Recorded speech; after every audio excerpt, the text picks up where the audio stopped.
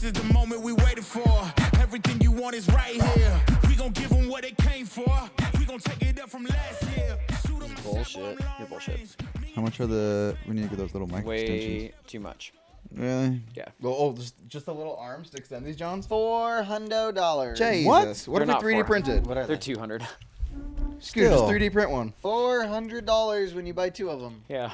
See what I did there? Valid. It's way too much. That's dumb. Yeah, if I had like a money tree, never-ending money, possibly, but not yet. But you have a Not 3D yet. printer. Can't you print solutions to problems like this? Yes, but it costs money to print. So Ah, essentially geez, it's always never money. free. Yeah. That's why I don't want to shoot film. People keep telling me, like, you gotta shoot film, man. It's so much more authentic. You can just reach out and touch the picture. Is that how they say it? That's in how that they say voice? it. And I'm like, honestly, dude, Touch I'm it. not really trying to spend $35 to develop a Can we- single picture that's going to be blurry. Let's talk about that for a second. Yeah. So there's been a few people in town that have been shooting on film recently. Mm-hmm. Shout out, Ethan. 35 millimeter. He thinks we're talking smack. No, I'm not going to talk smack at him at all. But he had me grade some of the footage, the test footage that they did. And I'll be honest with you.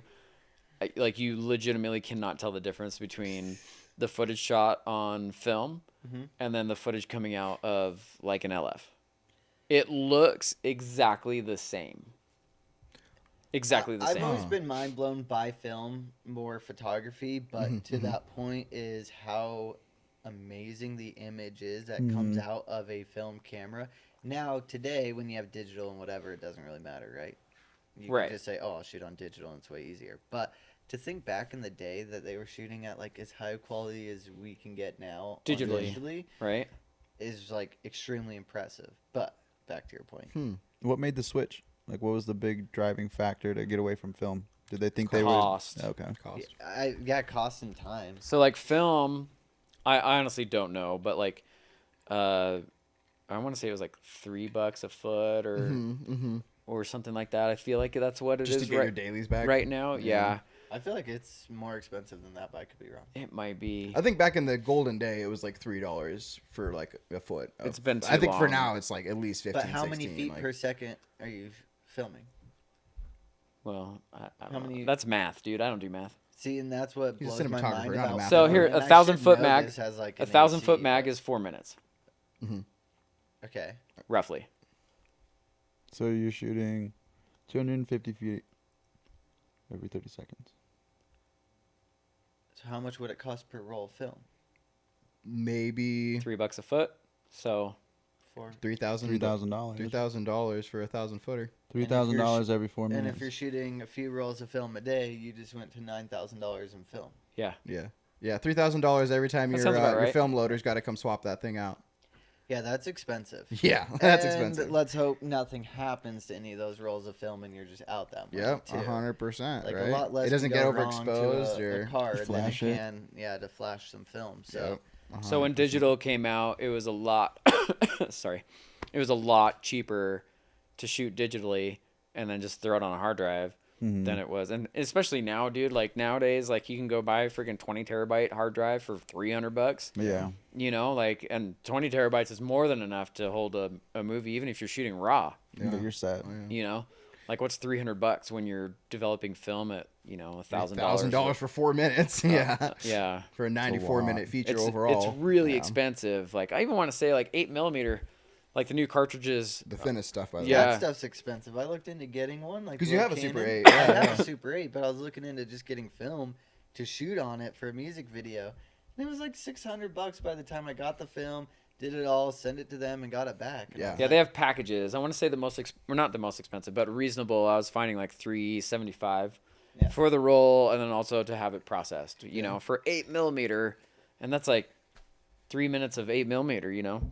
Yeah, And 3 minutes. maybe I'll explain this. I had a really long time. 8mm is the smallest film. 16mm is like standard, and then 35 is like your large format, and then IMAX is like 70mm. So that's I like had heard all these numbers for a very long time. I was like, what the hell do these mean?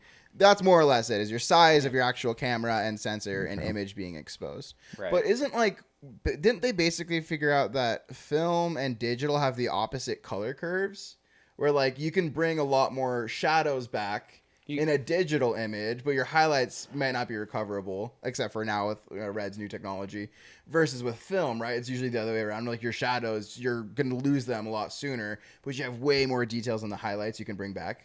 Yeah, and a lot of that is based on what ASA you're shooting for your film. And then also, so like, for example, like let's talk about Fallout. Okay. New TV series on Amazon. So good. They shot the whole thing on film. Yeah. I was there, actually. It was dope. Yeah. But you can see in some... Wait, you were an extra on that, right? Oh, you were? Yeah. Yeah. I was like, So no, I got totally to see. forgot No, that. they loaded like their Airy. I don't know, maybe the Amira, whichever is one of the older ones that still does film. They loaded that on like an XM2 drone and had that literally up in the air. It's like I've never seen film camera on a drone before. That's sick. Yeah. So just so we're clear, the Amira is still digital. Oh, okay. Not the Amira. It was some Yeah. other one then. I think they shot on an LT. Yeah, something like that. Is what they were using, or they were on like a 435. But anyways, there's a couple scenes, couple shots, couple of whatever in one of those episodes that they're super blown out, and there's a couple of them that were also super underexposed, and it's because their DP like obviously didn't expose right, right, and they weren't able to bring it back, or that was like the look that they were going for, because they're definitely going for like that vintage nuclear like blown out, 70s yeah. like kind of feel and vibe, which you definitely get through it. But could you have achieved that exact same style from shooting digital? On a grade. Probably. You know? I'm the asshole that says if the digital's there, shoot on digital and make it look how you want, or make it have that aesthetic. Quit trying to shoot to that aesthetic and back yourself into a corner. Yeah, because you're stuck. If you shoot digital and you decide your aesthetic's a little bit different later, your colorist can change the way that this footage is going to 100%. feel. But if you shoot yourself film right in the beginning, there is no digital look to be put on that film. And that's something So to be you're said. limiting yourself, yeah. There's something to be said to that too, though, because as the DP is like the cinematic artist, right? Like you don't necessarily want to give the post-production house that kind of freedom. You know, you want to bake your look and your style into your artwork, so that way whoever is in the color pipeline, their artwork too doesn't like overstep yours, kind of a thing. And so there's that. How much say Aspect to it on as the well. back end, obviously Charles with your DP background, but how much on the back end does the DP get to say with that kind of stuff? Yeah, on bigger shows, usually the DP will sit in on the coloring sessions, and then they'll work with the colorist to decide the look and the feel and all that stuff and how it goes. On the bigger shows, like on the shows that I've DP'd, like for Gary's stuff, zero communication whatsoever. Just get sent to the It just gets sent to like India There you or go. Mexico or wherever the hell, and they're just like, color it, and then they just do whatever. On some shows with like very specific looks, like I think of like Twilight, for example, Sure. they'll make that LUT ahead of time, right? Yeah. And they'll actually monitor the entire production and expose to that LUT because Twilight has such a deep blue feel that's different than what's being shot. Something Yeah, like that. We'll actually do that on some of the stuff we do, like for Paramount or Netflix. Really? Okay. Like, we'll go into the prep house, and normally their DIT or colorist will be there, and they'll come up with a LUT. Normally, weeks in advance, we'll have that LUT on our cameras at prep, and for like some prep shots to essentially test the LUT and how it's going to color on post. But yeah, there's definitely. I definitely have a USB drive with some Show LUTs. with some LUTs from some shows that are like baked in there. That's so. sick. That's Yeah, sick. on Blessed, I sat down with a colorist, and we went through and created a bunch of LUTs for that, because we had very specific things that we were trying to Yeah. achieve. Like we had black and white scenes in there. Oh, wow, And so okay. I wanted to be able to pull up a black and white LUT, so that way we were lighting for black and white, you know, as opposed to just like lighting it and then desaturating. Because monochrome is not the same thing. It's not the same thing, right? Right. It's totally different. And so, yeah, even on this last movie, the DP went in with that same colorist, and they created LUTs for it, so that way we're lighting, you know, to how the end product to should how look. they want it to kind of be. But even then, like, you're still shooting like log or raw, and Yeah. then you can change it all in post anyways. That makes sense, because basically, if you're shooting with a LUT, you need to know, like, is it a C log 3? Yeah. One Airy log 3 LUT, because you're shooting on Airy or whatever. So you have to Right. know your color conversions baked into the LUT. So you probably need to take some test footage 100%. first with you to that initial session to So- come up with that show LUT, huh? And then to that, 9 out of 10 times we won't bake the LUT into the shot. It's just on your monitor. Just So on the 10 out monitor. of 10. Actually, 10 out of yeah. 10. Yeah. You'd never want to Yeah. bake it You in. never really bake it in. I mean, I feel like that's probably happened on some like random By stuff, accident or but, like, something. Yeah. like you really, because essentially as your colorist could just throw the LUT back on, but Right. then have all the range The to flexibility of that. work within it. Yeah. So Like note when to I, self, like I did that on some of my first music videos, especially when I first got my Komodo. I was like, LUTs, and I'd like Yeah, bake it yeah. in, and then I'd get to like color it, and I'd be like, why does it look so funky? And Mm-hmm. I can't change this. And Charles was like, you burnt it in, didn't you? Oh, do you put it into your actual Komodo itself inside of your monitoring page on your actual RAD menu instead of then on your small and HD? had it there's recorded. Oh settings- no, Yeah. that's There's the worst. settings to like your record format will be just the raw profile, Right. or you can bake the LUT Bake in, Like there's yeah, your picture yeah, yeah. or your tone or whatever they call it. So I'll look like the DPs, like when I DP or when I'm operating, like the DP will set up buttons on the side of the camera that will turn off and on the LUT. Nice, So that way you can still see what the camera's recording. that's smart. 9 times out of 10, because of what you're saying, where in prep we don't necessarily have time to go out and film test footage Yeah. for whatever LUTs we're making. And so like they won't be perfect. Sure. Like you'll get on big shows like Roger Deakins actually has a really good podcast about generating LUTs. And then Shane Hurlbut also has like a whole thing about how to generate LUTs too. But the idea is that you do go out and if you don't know, a LUT is called a lookup table. And what that does is it creates a mathematic algorithm that you can then upload to the camera and it'll generate a look for you. Like if you want your highlights to be blown out or if you want it to be like blue or whatever. And it allows us to see that on camera on set as we're filming. And so you can kind of get a vibe of what they're going to do with the show in post. Yeah, in yeah. simple terms, Instagram filter. Yeah, Instagram filter. Yeah. That's It makes your camera look at regular blue and like, okay, now that's navy blue, or it looks like Right. green, and now that's slightly blue green. Like it just basically pushes the colors to the area you want them to while you're shooting. right. And so they're not perfect if you don't have that time to go out and do the tests and Dial do it it in. right because And so we'll turn it off and on constantly on set to make sure that we're still within the dynamic range Sure. of the individual cameras Yeah. that you're shooting on. So like this last one, he had the highlights. It was kind of like a bleach pipe bypass look where the highlights were kind of more blown out. Yeah. And so like I'd constantly check it, and it was funny. He hopped on a couple times like, you left the log, on, but I would check it just to make sure that we're holding like the windows because we were filming in like these massive like mansion glass houses, I know how hard that is. Yeah. So I'd make sure that we weren't like blowing out the highlights and stuff like that. Just Or getting lights bouncing back in you and yeah, stuff from exactly. the Yeah, reflections. because people like the set dresser would come on and he's like, "Hey, do you see any reflection in the mirror or in the windows?" And I'd be like, "I can't tell," and so I'd have to switch over to lock. and Excuse then me. all these things pop up. So you could see exactly. Yeah. Dang. Oh my gosh. So it's interesting. Can I ask you another question?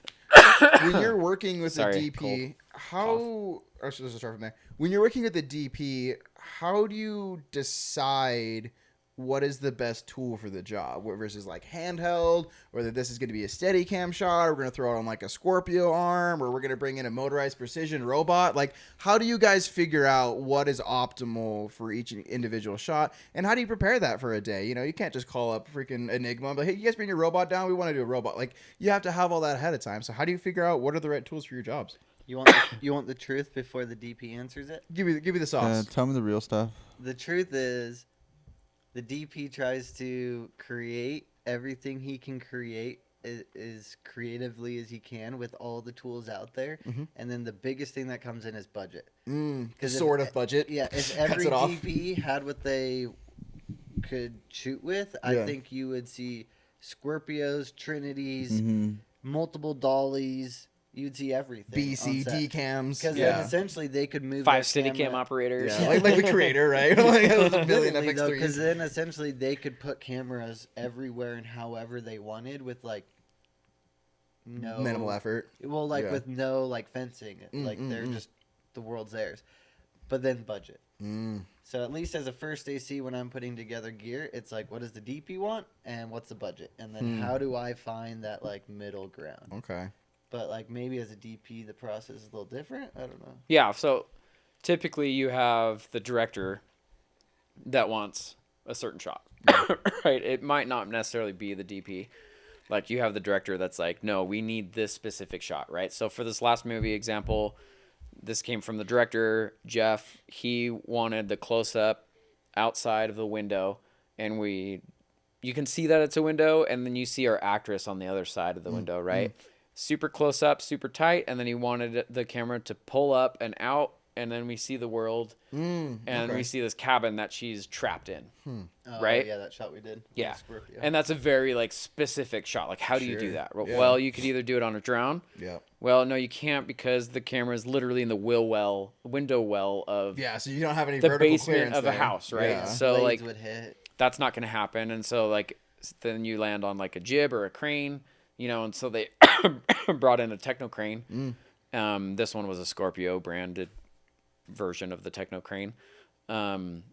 And so that's how we did that. And so that was like a techno crane. If you don't know what techno crane is like a jib or a boom arm that you mount the camera to with a stabilized head at the end, and then it's able to telescope in and out 2 different feet electronically. So it's kind of like a It's almost like an those umbrella. robot arms. It's almost like those like motorized precision robot arms, but literally just condensed down into one direction, one axis. Yeah. Right? Yeah, In and out, essentially, yeah. But no robot controlling. It's controlled by a human, kind of a Which thing. did you see on that Scorpio 35? Like the computer system they had on that thing. It was cool. Like they'd dial it into 0, then they'd find all their marks, and he was literally like making marks within his computer Oh, that's on the sick. Scorpio. Yeah. And then on his hand unit was hitting his marks. Because it's like hydraulics, isn't it? That it's pushing and It's an electric releasing? motor. It's an electric motor. Wow. Yeah. That's crazy. So that's kind of how that shot is choreographed or whatever, right? How it comes up into imagined, I guess. And so then as the DP, like the director comes and says, "Hey, this like we have to have this shot for the movie." And so the DP then goes, "Okay, cool. Well, the only way we can do that is on some sort of techno crane." And the director's like, "Great." Because directors really don't care how it happens. Like, they just want it to happen, right? The DP is the one that cares how it happens because that's the technical side of filmmaking. And so then DP then goes to the producer and is like, "Hey, producer, the director really wants a shot. This is the only way we can do it." And then they say, "Cool, how much does a techno crane cost?" And the director goes, "I don't know."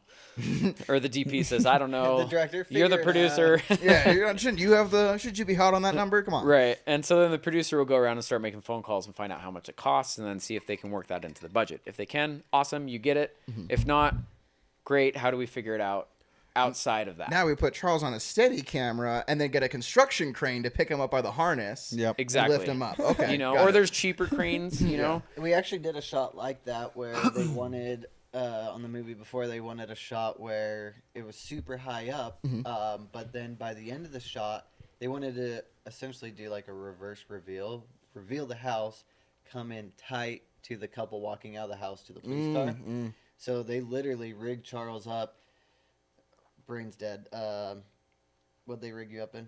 It was a giraffe. Giraffe, crane. Condor, crane. It was a crane. Was it a crane? It was the giraffe crane, yeah. Oh, I thought it was a condor. I thought they got an actual draft. They did actually. It was a crane. It's a crane. It's called the giraffe. It's just the type of crane that it is. Which had a base, and they put Charles in it, and then they literally lifted Charles with his Trinity rig. So he Yeah. was rigged as the Sick, Trinity dude. as the head, and then once he got to the ground, he walked off of it. Do you have that on Insta360? I do, yeah. Yes. I haven't released it yet, so that movie just barely came out. Image of You. It's on Amazon. It's on Amazon. I think it's in some theaters too. But yeah, so like I can't release any of that content until Sure. the movie comes you get out, which clearance? the movie just came out last week, and so I can start releasing that Get content on now. it, Charles. Release it, See dude. I know, I flying need through to. the air. Yeah. Those Instagram pages love when you post that. They do. So that's 'Cause then they get typically reposts. how the process works. Is usually the director has an idea of things that they want, and then it's up to the DP to figure out like how that works, and then that's like you said, the sword of budget comes down and chops it up, or Which then- You I gotta guess pick the pieces back together and make do. yeah. Yeah. And then that's not to be said, like when you're on set too, like, or even when you're in pre-production as well, like the director and the DP have this big collaboration of like trying to figure out how to achieve, the shots and make the movie like mesh and like help tell the story. And so like that is fluid. You know, it changes as you're on set too, because Some you moves, do yeah. as much prep as you can before you start filming, and then when you get on set, like everything just kind of gets blown up, and then you do the best you can to match that plan. But you know, you might have an idea where it's like, oh, this might be better as a dolly shot, or like you get to the location, you're like, man, we're gonna have to do this on Steadicam or whatnot, you know. And so there's a lot of fluidity involved, but for the most part, you try to figure it out as best you can in pre-production. And that must be tricky too, because your days are more likely than not scheduled around locations. Yeah. Right? They're not scheduled around, okay, it's going to take 45 minutes to get this camera on a crane. It's going to take another 30 to jump from that over to Steadicam. So why don't we do all our Steadicam in one day, all of our crane in one day, all of our car in one day? Like, you don't have the luxury of working on that timeline because you're not the one that builds the timeline. That's They're built why- around locations, right? Producers for me have like the crown of production, because the fact that they have to literally take all pieces, because you forgot actors. Yeah. And scheduling with actors. Yeah, actors and who's got days on and who's got days off. Oh my god. And then crane, got and then laws. locations, and then camera, Yeah. and what you have with camera implementing that. Because there's days where they'll have steady on and off. Oh wow. So if he's off on that day, but you have the actor in that day where you need that shot at that location, Is he on standby then all of a sudden? now he's Yeah. back on Yeah. real quickly. So yeah, there's a lot of that where I'm just happy I get a call sheet at the beginning of the day and Yeah. they say this is what you're shooting. Yeah. So there's another one, wardrobe too. That's another thing. Wardrobe, that yeah. you're not They've got thinking some of. clothes on rental. Yeah. Certain stuff's got to go back at certain time, right? And so like it's the first AD's job to come up with a schedule. And so they do a script breakdown, and they're the ones that like say, okay, we have because it's honestly it's locations and then the actors. You know, because actors have their schedule, whatever that is. Right. Like if you don't have them for the whole movie, then they're coming and going. And so you kind of have to cater to them and their schedule. And so it's the first AD's job to like figure out the actor schedule, figure out the locations and whatever. And then like everything kind of trickles down after that. But those are the two main factors that denote like what we're doing. So camera department has to be basically on their toes more than hardly anyone else, because they basically could have a serious change happen to that. Your the lighting time. changes I might laugh. happen, right? Oh, we're actually gonna put Oh this my light here God. to there. That's fine. But a camera change is like a massive thing that the entire department and like the auxiliary departments that are next to it all have to pivot all at the same time. Everyone's got to be on the same page. Otherwise, the whole production comes to a halt. We can, yeah. I laugh so hard when wardrobe or someone gets upset when like there's a quick change. You're like, oh, like we need the pants on set. And I'm like, okay, like you Flying in pants. send someone to Yeah. the trailer, Yeah. they get the right pants and they bring it in. That to me seems like such an easy like switch over. Right. Where to us when they're like, okay, build for Ronin and get out of this mode and do this, and then they're Strip the asking cage for off of camera it, up yeah. in 10 minutes. It's like that's like very technical Yeah. and like a lot, and we're doing it in 10 You're minutes. like undoing a Rubik's cube here. Yeah, literally like a lot. I'm gonna advocate for our hair and makeup and wardrobe brothers and sisters out there. And that could be my So- that could He's be just my saying that their burden is a little bit less substantial, that right? could be my lack of knowledge, but So we like Jillian did wardrobe. She started in wardrobe and then she did hair and makeup for a long time. And then I'm also super good friends with a lot of humas and wardrobe people, right? Shout out humans. Yeah. So like, imagine this, because it's actually really kind of messed up and also kind of funny. Okay. So when an actor has to go do a wardrobe change, okay, you would think that like Scooter and I have to change clothes, right? Right. So we both go in our wardrobe, in our little Trailers, changing rooms, yeah. right? Scooter takes his clothes off. I take my clothes off. We hand them out the window Steamy. to the wardrobe person. They swap them, give them back, right? You'd think all you have to do is put the effing shorts on, put the shirt on, Yeah. right? But for some well, like reason, Mike and everything. So you have to have your Like, laugh. Yeah. well, no, but they take that off, and that goes to audio. So the audio pulls the mic before they go to wardrobe, Right. Yep. and then they go back to the audio person and get wired after they change. So all they have to do is put on clothes. All they have to do is change the damn clothes. I've done that every day. Yeah. I've done that every day I've been alive. Right? What the heck? My child does it like 6 times a day, Yeah. right? So for some reason, it'll take an actor 20 minutes to do it because they're in that. They're like, oh, I'm in my room now. I can check my Instagram. They're just in their zone. I can make videos. I can call my wife. I can do whatever. And so that is the number one reason why it takes so long to do a makeup and a wardrobe change is because an actor goes that back makes into more their sense, yeah. Take their their downtime. hole, Yeah. and Well, they're like, oh, I can go smoke a J or like drink my coffee and like chill for a minute. When it's like, no, we need you back on set, bro. And I've not literally like a theater, I've a seen stage. some humas and also wardrobe people being like, bro, like knocking on the door, like we need you on set, and they're just like, doo doo doo. hanging out, taking their break. Which I think where I was coming from was not like dogging on the hair and makeup people or like wardrobe being like, oh, they take forever with their switchover. I was coming more from the mental stress and pressure. And maybe the actors put more pressure on them by taking up time. Yeah. But my thing is like, if someone were to two situations right next to each other, someone were to go to situation A and say, hey, all you need to do is switch over your pants in the next 20 minutes. And then for situation B, all you need to do is change lenses, change our camera, switch over to a gimbal. Do a balance battery the Call swap. camera, Moon Rock Rentals, see if Yeah. they have an extra one of that thing, if they can fly it in before the end and of the then day. New put in a filters. new filter and then change this and that. And top off all the gold mounts. Yeah. Yeah, That's your like- batteries are Yeah, dying, yeah. so change the That's batteries. like 9 things that I'm like Compartmentalizing? Yeah. Mhm. And like to Your where to-do list just jammed yeah, up to massive. where like to just switch over to some pans, like to me that seems so easy. It And I does, feel like until we you- get half the time to do our stuff. Yeah, sometimes they get half the time too, though. It's equal across the board, dude. So Think what about I'm it. saying is Everything that happens quit to being us- freaking lazy. Yeah.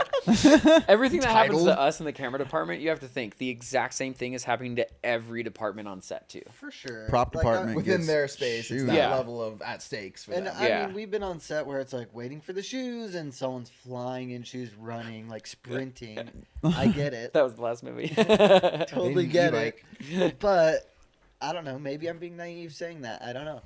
Or maybe wardrobe, come jump on camera. I'll jump on wardrobe for a day, see the stress levels. Maybe I'm completely wrong. I like that about you. That'd You're be wrong. fun. Like you'll go jump into other departments. I remember seeing you post something on. You're like, "Oh, me and the grip swap roles for the day," and like you want to know what it is in every single position, so you have a full understanding of everyone else's scope and what they're capable of, and what it's I'm like. not- I have a lot of I'll respect for I'll do that. anything. I have a I'm not lot of afraid. respect for that, dude. It helps, dude. Career day is a real thing. Yeah. And it definitely should be a real thing if you want to be like a DP or a director or any type of key position on set. In producers, I honestly feel like everybody that wants to be in a leadership position needs to go and spend a day in every department Yeah. Yeah. and do it, because all of a sudden you like learn and you realize like all of their struggles, and it's not just like, well, why can't they just do that? Yeah. You know, because that tends to be the attitude of a lot of like producers or people that are higher up or directors. They're just like, well, why can't they just do this? And it's like, It seems well, so simple from there. it might seem simple for you to say that, but really that's like moving that mountain over there to over there. Yeah. You know, like And things go wrong when you start Why don't doing you just that. put an E-mount lens on your red? I don't know. Yeah. Like, Yeah. why don't we just like you don't understand why that doesn't work? Well, no, Right, we I'm were not gonna on take the time to explain it to you. what movie? One of our last movies we were on. The DP wanted the knife on scene like that, and the prop guy was building knife. He was like 3D printing the knives and everything, and he Like was retractable ones? He was making his own stuff, yeah, Yeah, yeah. which a lot of them do. And he was like, "It's not quite done. Like, can you give me 20, 30 minutes and I can finish it and I'll slap some paint on it?" The DP was like, "No, just get me a knife." So he gets him a real knife, and everybody on set knew it was a real knife. And then the DP ended up getting stabbed with it. Facts. This all happened. Could have waited 20 minutes for the nice was plastic one. yep. Yeah, it's great. To Okay. your point, like love it. that's that was funny. Film. it's one of those things, right? Yeah. You gotta take your time. Efficiency versus cost, time on set versus safety, and like a lot of those variables are like balanced every day. Yeah. I think it's one of the hardest things about our job is balancing all the variables and trying to get to that end goal or that end result. Mhm. And it's like, how do we get there? And I think that's what makes those key leadership positions and experience so valuable. Is like, if you can sail the ship, you know, kind of thing, and like get us to the end of the day. I think that's what matters. Yeah. With the least amount of bad things happening. Yeah, one stabbing a movie seems to be okay, like the most. Because often you don't know that you've cut too many corners until someone's already hurt. Right. Right, you don't know that you've like already like, oh, okay, we probably should have waited the 20 minutes. Like, Yeah, you and wouldn't know that. Like, and then they were like, until- "Why is yeah. this a real knife?" And Yeah, it's like, yeah. It was perfect until someone got stabbed, and then everyone's And like, then everyone's "Why like, did "Oh, he come have this on, set?" man." But Thing is- before that, everyone's like, How do we start shooting as fast as possible? Yeah. If only just a little bit of patience. I don't know. That's a tricky thing. I'm really grateful because UVU was structured where like I had like at least one class in each role position, or I had to take a director's class, I had to take a producer's class, I had to take a writer's class. So like I at least have like a baseline understanding of what their job is. But what you said is going in there firsthand and gaining sympathy for the struggles that they deal with in their department. That's a whole nother level of connection that like is very rare to have with someone. To be able to really understand what they go through, what's difficult for them, how they're learning, how they're solving those problems. Like, that's getting into someone's At first, head. I was really annoyed with makeup. Because, like, right we were about to take a shot, and then you'll hear someone, hold on, and they'll come running on in, and they'll walk off, and you're like, why are we doing that? But then you see it after, and you're like, I get it. Yeah. And, like, sometimes they'll explain it. They'll be like, do you see the sweat dripping down? And I don't see that, but they Especially because they're see right it. over. They usually look at the first AC monitor, right? They're like, They have their own little. Yeah. okay, I got it. But now I appreciate what they do, and I understand it more. But Yeah. at first, it was a frustrating one.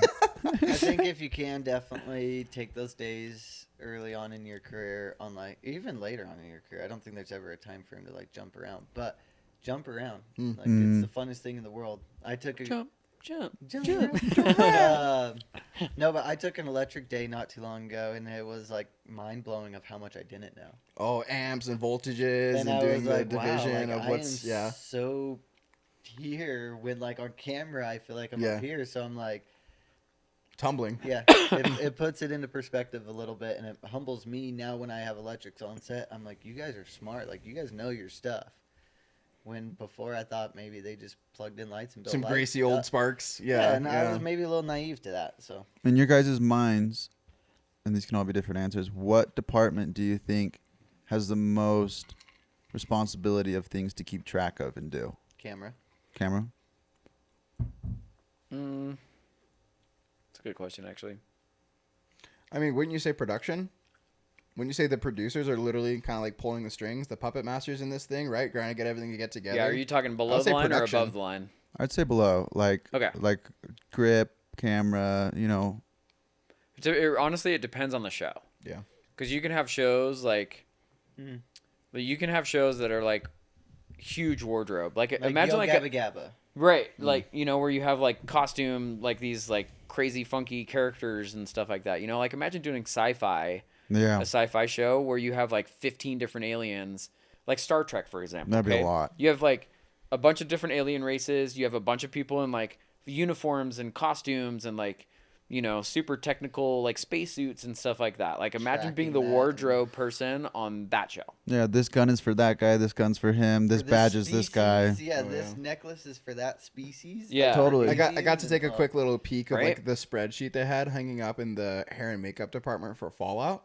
And the Yeah. little like designs that they had for like, here's the Brotherhood of Steel, here's Yeah. the Wastelanders, here's the Vault Dwellers. Like they had a little Wow. spreadsheet and 3D renders of everyone. That's Yeah. very cool. Everyone to a T. They had roles designed before characters were even meant to fill those roles.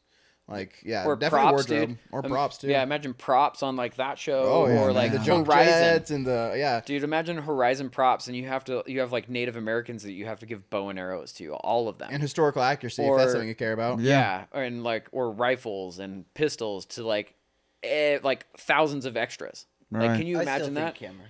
No, Patrick does blow my mind. I stay up on our buddy Patrick's like Instagram stories. That dude yesterday he 3D printed, made like 1,000 credit cards, Yeah. Oh, like sick. vinyl wrapped Yeah, credit came with some cards. fraud. And then the week before that he was building his collection of like watches, and the week before that it was rings. And like I'm just like, So welcome to my warehouse of Yeah. stuffs. So like it depends. Like in some instances, I want to say cameras like pretty easy because like we have our stuff. and we're memorized to Well, it. Okay, let's say this though. I'm gonna be that guy.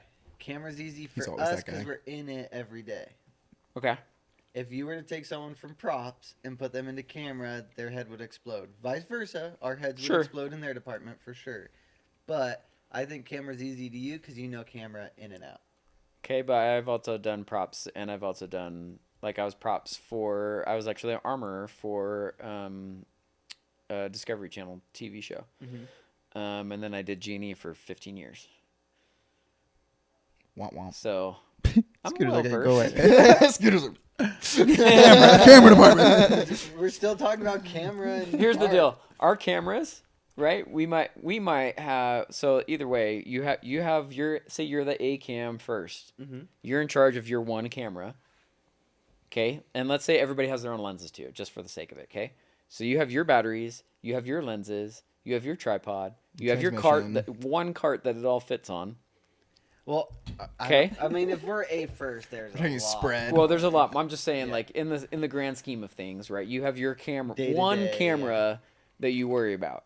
Now imagine doing props on Horizon, and you now have 15,000 guns that you have to keep track of and distribute out to everybody. But hey, at least there's no lighting.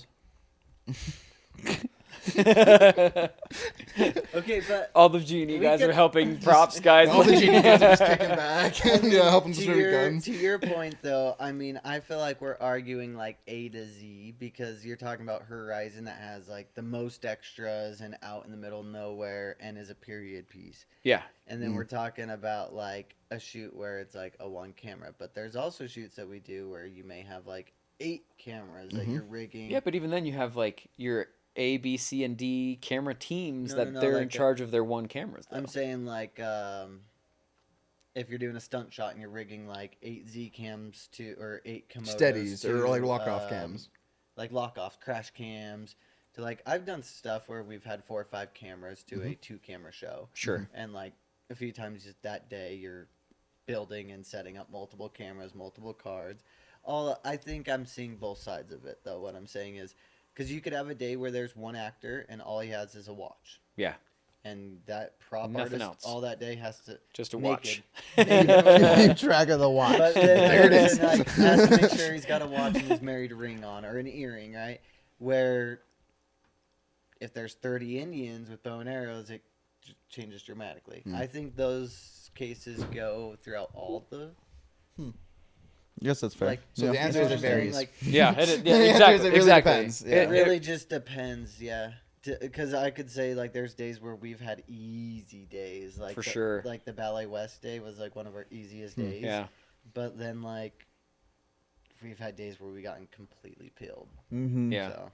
Yeah, some days I literally question. I'm like, why are they paying me to do this? Is so like, Why am I here? Yeah. And then other days I'm like, I need triple pay today.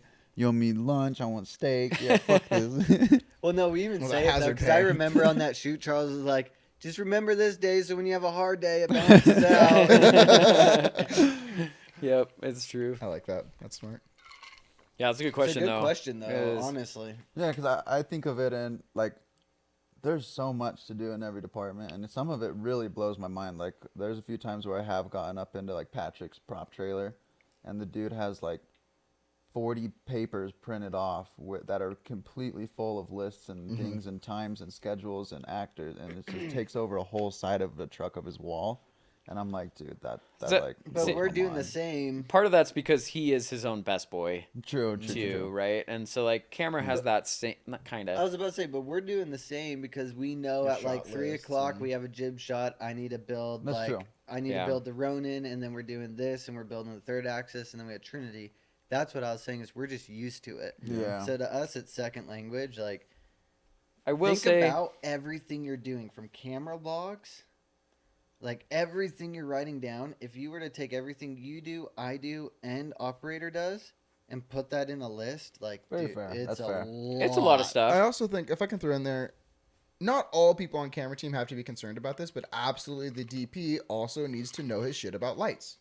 About every single lighting thing that's going on that set, the DP So needs he to not have only intimate knows understanding camera, of that. but he not knows only knows this, camera this, and and this, camera yeah. movement and composure and how to work with a team and how to work with the director, how to work with all the other department heads. He also needs to know everything about every single light that's on set. And they know post. And no posts and color. Like, I like argue the amount of skills camera- that a DP alone has to have, I think really, really severely outweighs the hard skills that everyone else brings to the tables. Not that other people are like better than that, right? But the amount of hard skills that you have to bring to the table as like a seasoned DP, I think heavily outweighs what you Absolutely. would need to bring in any other department. At the end of the day, I think I could learn props a lot quicker than anybody could learn a camera.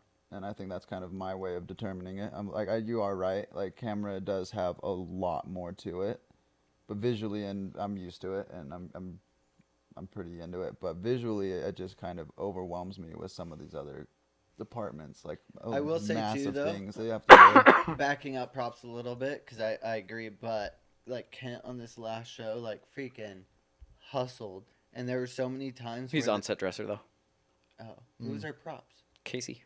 Oh, Shout out art I department. mixed them. Both of them. I will say though, both of them working simultaneously, like it was so cool to see because there were so many situations where our director would be like, "I want this," and like out of thin air, these guys would like Materialize. and like make it or build it or it'd be 3D there, print and it it. was like, okay, that's pretty freaking cool. Where like, I don't know, to me that would completely stress me out. Mm-hmm. But I think that gut breaks down to like, oh, we need a Trinity move, and Charles like on it, and then just does it. Yeah. Second nature to most people. Fair. You See, know? and I feel like we don't, as a camera team, we don't ever have to deal with like the planning ahead or the preparation that some of the other departments do. Like we're yeah. we're camera, we're like we got all of our stuff We on chill. us, and they're like, cool, we're gonna go on this jib or we're gonna go on the techno crane over here, and then it's like, cool, and we take our stuff and put it in, right? But when I was best boy electric, for example, right, or gripping, either one. Let's say like I'm planning 2 to 3 days in advance of what I need and have to do. The draw on every single Because- light that's going to be the set up for gear- that. Dude, if there's Yeah. a night shoot and we have condors, then now I need extra guys. Like camera team, we don't get extra guys. We just have who we have. That's true. And I have to schedule out bringing in extra people to fly the condors. And then I'm also planning out like, oh, we're at this location and I need to put the generator here and I have to run power, you know, and if it's a bigger show, I'm hiring a pre-rigging crew to come in and to go lay all the cable and start putting lights in. Mm-hmm. And then we already have to know like where we're shooting and where we're looking and like how far away the Jenny is all from of that, set 'cause yeah, of the sound. all of that has to be planned. Whereas camera, we just show up and we're like, where do we put the camera? Where do we shoot it then? Which, like, to your point, Valid. 110% agree with. Valid. Like, 110. It brings me to a part that I had in the show where it was like second day, and I looked at Stu, and I was like, "You having fun yet?" Stu was like huffing shit up the mountain or something. I was like, "You having fun yet?" And he just like flipped me off. And then, That's the it best was like part. I love it. it was like our second to last day, and it was like 3 a.m, and we were shooting the crane shots. And I'm sitting there trying to balance this thing at 3 a.m, and we were like 2 hours overtime at this point, and Yeah, I'm jeez. delusional, and it's Yeah. the middle of the night, and I'm trying to like think straight, and I'm Can't making get his sure left I'm from his doing right. everything right. And, like, I'm balancing the gimbal, and then Stu comes up to me and goes, "Having fun yet?" And then just walked away. And it was one of those moments where it was like he was in the shit Yeah. the second day. Now I'm in the shit. No one else was. Most people were big puffy jackets hanging out. I'm like everything exposed, super cold, like trying to do this in the shit. And all the pressure is on me, like everyone's watching me to get this shot. And it was one of those moments where I was like, yeah, everyone has it at different times. Like everyone gets it at different times throughout the show. It may be your moment, or there may be that moment where you have a coffee and it's Just a someone big wheel else's. spinning, just waiting to see what lands on. It literally is. So That's kind of funny. yeah, That's a good way to put it. Yeah, it's a big spinning wheel. Yeah. Who's up? 100%, dude. It's interesting because it's anybody, and it's across all departments and Yep. all positions Yep. too. It doesn't matter if you're like No one's free from this. at the top or if you're at the bottom. It hits everybody at one anytime, point or too. another. Yeah. Yeah. So I think there's something that's really beautiful that needs to go with that is like, don't be embarrassed. In fact, if it hasn't happened to you where you're like bottom dog on set, right? Everyone's waiting on you. If that hasn't happened to you, probably means you've been too passive. Probably means you haven't really jumped in enough, right? Yeah. No, Like that is a sign you should wear on your chest proudly that has happened to you, because that means you're here. You're in the industry. You're doing it. The first time I crashed my drone, my teacher told me the same thing. He's like, that means you're trying. Like if you're not getting into those situations that you'd rather not be in, that means you're like too fair. passive. Yeah. No, I agree with that fully. And I think the biggest, I know it sounds silly and I hate saying this kind of stuff, but like my biggest advice for this kind of situation, and it's been what a million people have told, or not a million, but like some of the core people in my career have told me, is just breathe. Like if it feels like 100 people are looking at you, don't stress out. Yeah. Mm-hmm. That is the difference between someone who will really make it in this industry and someone who may not get hired on the next job is like when everyone's eyes are on you, like it sounds dumb, but smile and wave. Just Yeah. like get Yeah. through it. How you Don't be react to that stressed. means more It's- than anything. Like we, Yeah, I've how learned you react to the stress means more than if you can fix the problem. Yeah. I've learned that we put our own stress on ourselves, right? And I remember when I first started out, I remember being on a film set. And this happened multiple times, right? And so you kind of just get used to being at work, right, on a movie.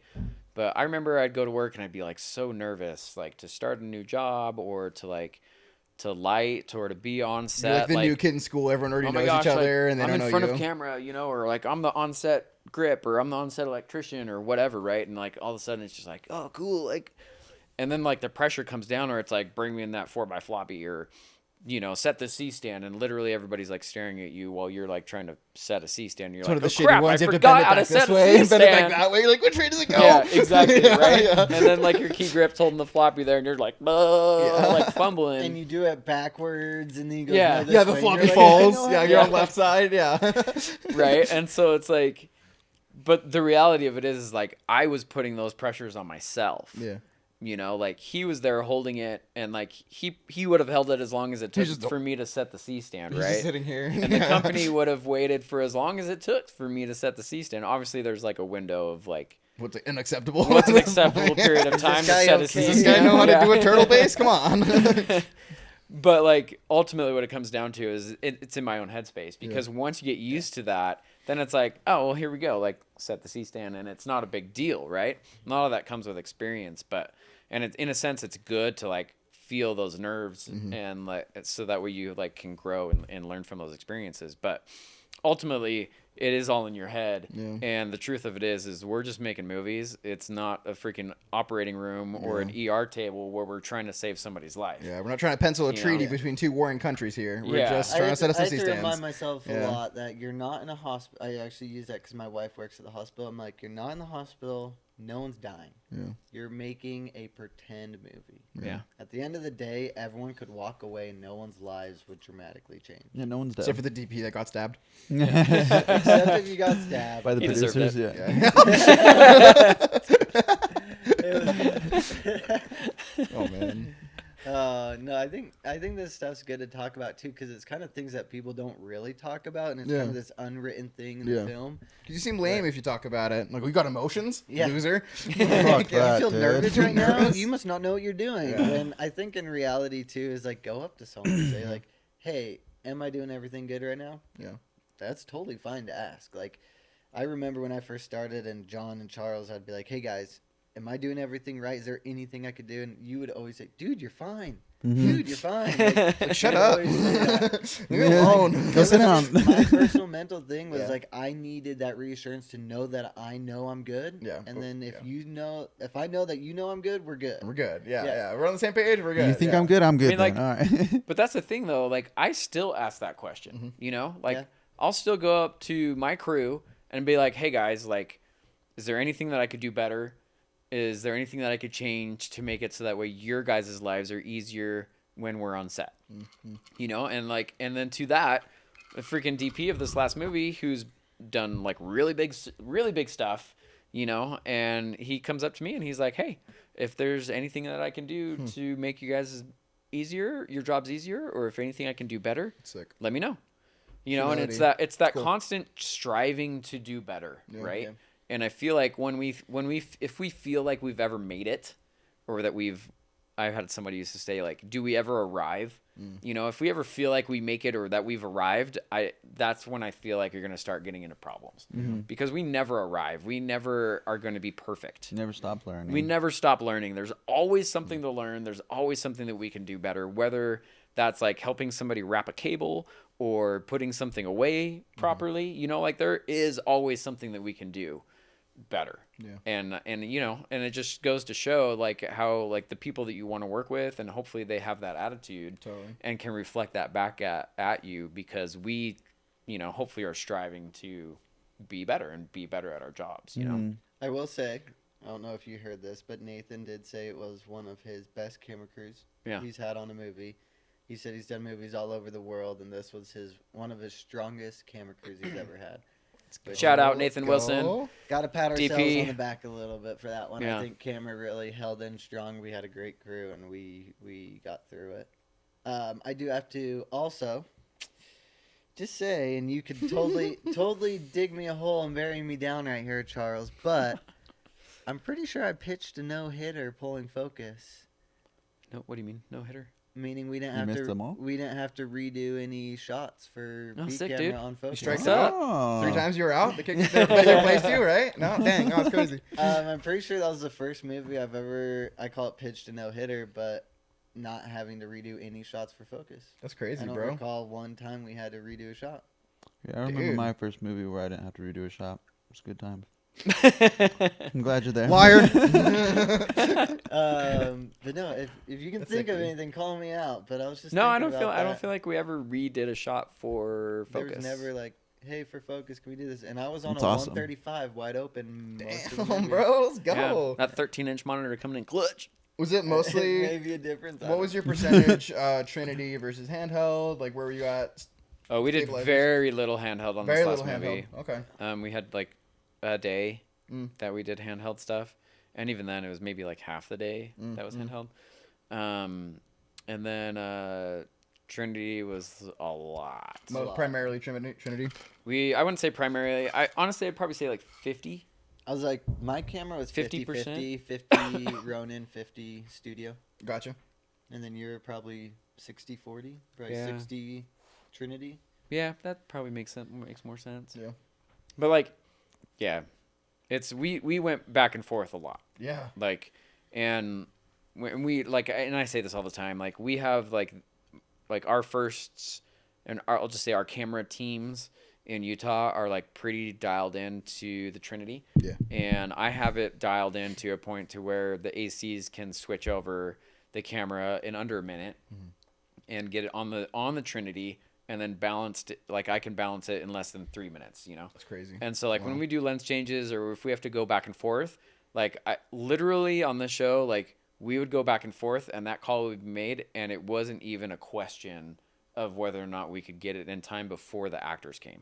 And we're talking last minute changes. It's just like, a challenge. where it's like, yeah. we're going to go Steadicam. And then it's like, oh shit. And then like they rip it down and throw it on and I come over and balance and then like throw the vest on and here we go. And then Transpo shows up with the actors. Yeah. And they're like, cool. Yeah. And it's that, like, that Trinity switchover is it's clean. fast, dude. Wow. And I've had people reach out to me across the globe that are operators going like, dude, your camera teams are like on it. Like Yeah, you have it dialed. We've had Trinity teams from other countries like reach out to, I say, They wanna know your Charles, but our secrets? camera Yeah. team. Yeah, wondering how we do the switchover so fast, which I'd say 90% of it is Charles's ability to create a kit that is usable in that manner. An actual Yeah, flexible kit. 100%. And then I'd yeah. say the other 10% of it is a quality AC that can like do it quick. But Yeah. I would argue, honestly, like anything that Chris and I are doing, any other AC could do with 100%. that kit. Yeah. 100%. Yeah. And Nothing that's what I special. mean. Like I have my stuff dialed to a point to there. where it's not even a big deal, you know? Whereas other You've shows. arrived? Yeah. No, still not yet. There's still things I would fix. Other shows though, like people are like, well, how long does it, let's like, well, we got to go on Steadicam. Well, that's like 15, 20 minutes, you know? Oh, And They're like, may as well get a lunch break first. Yeah. We're actually, Right? We're going into a feature now where, and this is just by experience of other Trinity operators, but our DP and his experience from other Trinity operators is he's like, oh, I don't have time for a 30, 45-minute switchover. Yeah. And we were like, He's getting a headache just thinking about it. yeah, we were 100%. like, He didn't even want to use the tool. He the wanted to tool. go normal Steadicam. Yeah. And we're even like, then, wait. he was preparing for like a 15 to 20 minute switchover. And we're I'm like, wait, bro, wait, watch like, this video. And I sent him a link, and he goes, that's the Trinity? And I was like, yeah, in under 45 That's us taking it from seconds. sticks to Yeah. Trinity in Yeah. literally What less is than a our- minute. What is our thing we did last time on the movie? 48 seconds? Yeah. That's sick. Yeah. 48 seconds to come out of studio mode into Trinity, and then it was like 50 seconds to go from Trinity to studio mode. And studio mode is like monitor on, top handle, on Battery. sticks, battery, gold Yeah, mount. gold Literally mount. like as if you could just pick EVF. it up and run with it. And Yeah. we're not Cool. doing these Wow. It's tests. just strip Like, all these the- are oh, not God. Yeah. studio with the table next to you. Right, test. right. These are In the field. In a field, You were in yeah. the Do forest you have a for that cart? one. Yeah. You have your cart next to you? No carts? No, we're Oh just my doing gosh. it in the field. Oh my gosh. I'm the cart, bro. My lap. Alex is the cart. bro. Yeah. For that one, he was the tripod was the cart essentially, but like all the stuff, all the accessories and things are just in his run bag, Wow. That's incredible. kind of a thing. Yeah. So Happy we you're we at have it. a dial, so it's not that big of a deal, you know, Yeah. to go back and forth, Yeah. kind of a thing That's cool. for us. Fun. Makes sense. So if you want Yeah. Charles on your next feature film, hire him for your Trinity operating. We're available. We're available. We're here. As a crew. This keeps Cool, splashing. boys. Well, it was a good chat. This is fun. I gotta pee. Let's wrap this up. He's got to pee, and we're out of time. So thanks again for sticking around for another Happy Rabbit podcast. Hopefully you learned a little something. And we got some really cool guests coming up over the next month. We have another feature film we're stepping into, and we're pulling a lot of this Utah crew in. A lot of them have been tuning into the podcast and want to jump on and kind of tell their story as well. So we're getting excited. You'll see a lot more new faces coming up here. So stay tuned. But while you're waiting for that, go watch some of our old videos. We just had Tally on. That was a fantastic episode. We just did one where we shot the shit. Like, go watch some of our old videos in the meantime, okay? Yeah, there's some fun Yep. ones. Hell yeah. Peace out, guys. Woo! Peace.